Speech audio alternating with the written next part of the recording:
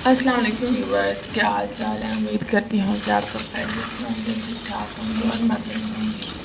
अच्छा, आजकल गर्मियों का सीज़न है और गर्मी बहुत शिद्दत इख्तियार कर चुकी है और जो मेरा शहर है वो मुझे लगता है कि सूरज के बहुत ही करीब है।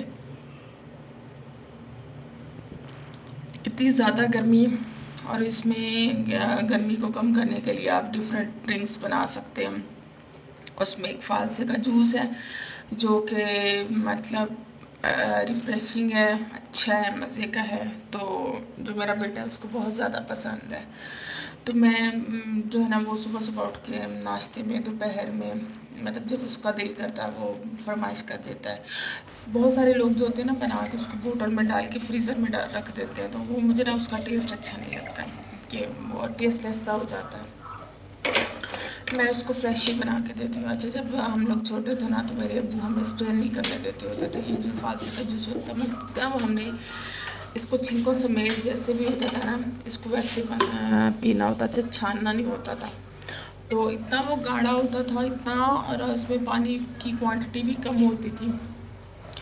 तो सम टाइम ऐसा होता था कि हम लोग मतलब बहुत ज़्यादा बना बना के पीते होते थे तो मुंह में छाले बन जाने, क्योंकि ये खट्टा होता है ना। छोटे बच्चों की अक्सर छातियाँ भी ख़राब हो जाती हैं पीने से।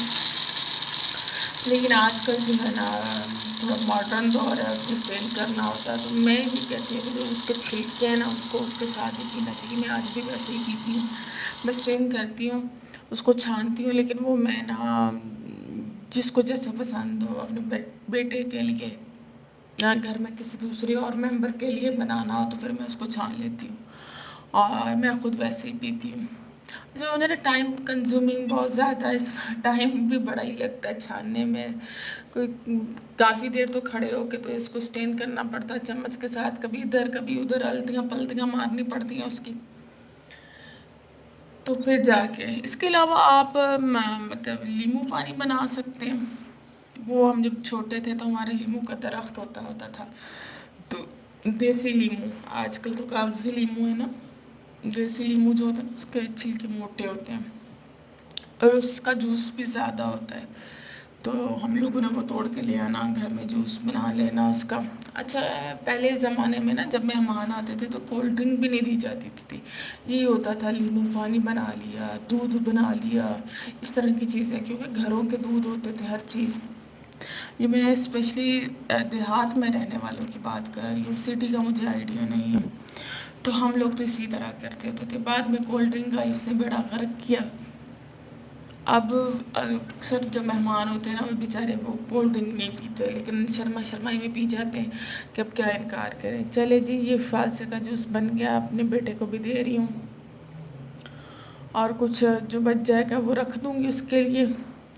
और जो है ना इसमें मैं जो है ना ये जो अपने बेटे का ना उसमें नमक डाल दिया मैंने, अपने भी इसी में से पी लूँगी अब।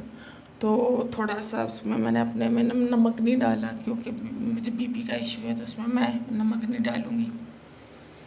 तो अगर आपको मेरी वीडियोस अच्छी लगती हैं तो लाज़मी मेरे चैनल को सब्सक्राइब कीजिएगा।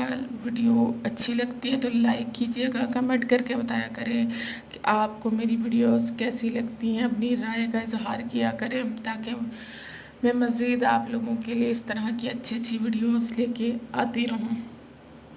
और लाज़मी बताइएगा कि जो जूस है ना ये कैसा बना। ये ना थोड़ा खट्टा था, तो मुझे था मेरे बेटे को ना खट्टा पीने से वो चेस्ट का इशू ना हो जाए, फिर बच्चों को बुखार हो जाता है। तो इसमें मैंने फिर थोड़ा सा पानी डाल के इसको पतला कर लिया। अल्लाह हाफिज़।